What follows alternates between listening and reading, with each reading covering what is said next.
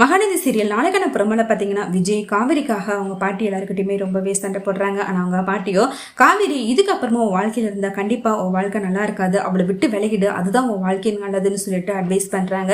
இதை கேட்டு டென்ஷனான விஜயோ இதுக்கப்புறமும் என்னால் உங்கள் பேச்சு கேட்க முடியாது, தெரியுது நீங்கள் காவிரியை ஏற்றுக்கிற மனநிலைமையில இல்லைன்னு, ஆனால் காவிரியை யாருக்காகவும் என்னால் விட்டு கொடுக்க முடியாது பாட்டி அப்படின்னு சொல்லிட்டு விஜய் அவங்க பேக் எல்லாத்தையுமே எடுத்துட்டு அவங்க எல்லாருக்கும் பாடி சொல்லிட்டு வீட்டை விட்டு கிளம்பி வராங்க.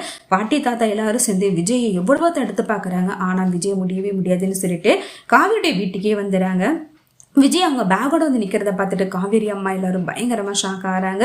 இங்கே எதுக்காக அப்பா வந்தீங்க அப்படின்னு சொல்லிட்டு கேட்குறாங்க. கண்டிப்பாக நீங்கள் வந்தீங்கன்னா கண்டிப்பாக அது பெரிய தப்பாயிடும், எல்லாரும் பணத்துக்காக தான் உங்களை வளைச்சு போட்டோன்னு சொல்லிட்டு எங்களை தப்பாக தான் பேசுவாங்க, அதனால நீங்கள் உங்கள் வீட்டில் இருக்கிறதா மரியாதைன்னு சொல்லிட்டு விஜய் அவங்களுடைய வீட்டுக்கு போக சொல்கிறாங்க. ஆனால் விஜயோ இந்த ஊர்வலத்தில் யார் எப்படி நினைச்சாலும் பரவாயில்ல, நான் என் பொண்டாட்டி கூட தான் இருப்பேன்னு சொல்லிட்டு ரொம்பவே தைரியமாகவும் துணிச்சலாகவும் காவேரி கூடவே இருக்கிறாங்க. ஆனால் காவேரி விஜய் தான் கூட இருக்கிறத பார்த்துட்டு பயங்கரமாக சந்தோஷப்படுறாங்க. அடுத்து விஜய் அவங்களுக்கு பிடிச்சது எல்லாத்தையும் சமைச்சு தர சொல்லிட்டு காவிரியுடைய அம்மா கிட்ட ரொம்பவே வெறிப்பேத்தி கேட்டுக்கிட்டு இருக்காங்க. அவங்களும் மருமப்பிள்ள கேட்கறாங்கன்னு சொல்லிட்டு விழுந்து விழுந்து கவனிக்க ஆரம்பிக்கிறாங்க. அடுத்து காவிரியும் விஜயும் பக்கத்துல உள்ள போர்ஷன்லேயே குடி வைக்கிறாங்க. ரெண்டு பேரும் பயங்கரமா சந்தோஷமா இருக்கிறாங்க. அடுத்து காவிரிக்கு தேவையானது எல்லாத்தையுமே விஜய் விழுந்து விழுந்து கவனிக்கிறாங்க. இந்த விஷயம் பசுபதிக்கு தெரிய வருது.